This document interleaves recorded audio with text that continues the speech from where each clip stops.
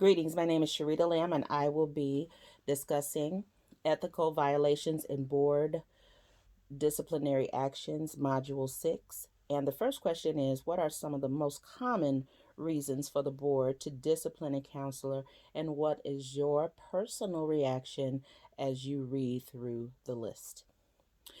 The things that I've located within the state of Virginia. First of all, within the state of Virginia, the rules here as it relates to licensures are very stringent and they stress continued education. So, one of the things that I noticed was that the continued professional education piece was lacking as it relates to the counselors doing that piece, and that held them in contempt by the board, and so they were disciplined. And the form of discipline that they usually get was either a fine, in some more severe cases, they had their license removed.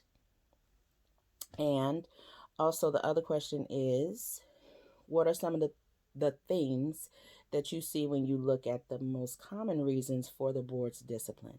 Once again, the continued education piece. Also, there is dual relationships and inappropriate relationships as it relates to the counselor and the client. And also, in some instances, even with the reading, it indicated that dual relationships, and sometimes it may be difficult not to have dual relationships with the client, not inappropriate, but dual relationships. And when I say dual, I mean in the aspect of dealing with people that you may go to church with, or your children go to school with, or they may be your neighbor or something. And so in some instances, those relationships become inappropriate, and so they become dual relationships. And other things that are here, what are some of the behaviors that lead to the discipline?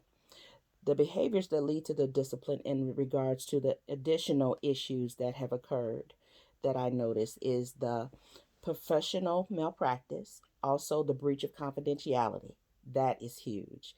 So, breach of confidentiality, again, it goes back to the dual relationships. It's easy to get caught up in some instances when you have people that you know and you live in a small community, and it's like, it's kind of easy to kind of get into that mix, but we have to be mindful of what we are doing, and so that we maintain the personal integrity of ourselves and also of our clients.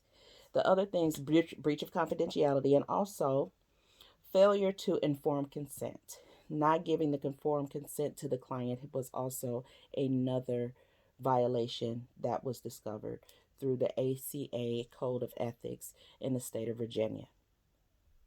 The final question, what is your question that these things bring to mind? Well, my it's not necessarily a question that I have. I think is more of a statement. I think that especially within the state of Virginia, I find myself getting a little frustrated as it relates to all the stringent rules that are required within being a counselor and different things like that. However, within that, I have to question myself and say, would I go to a doctor if they did not have the correct credentials that said that they were able to treat my condition in the manner that I needed? So I think that, and well, I know that all these things are needed, and there needs to be disciplinary action, and there needs to be some policing as to what goes on as it relates to engaging the clients, and also not forcing what we believe onto our clients. So having a mechanism that helps to guide that piece, I think that that is key, and I think that is a wonderful thing. So within that, I hope you have a great evening. Thank you for listening.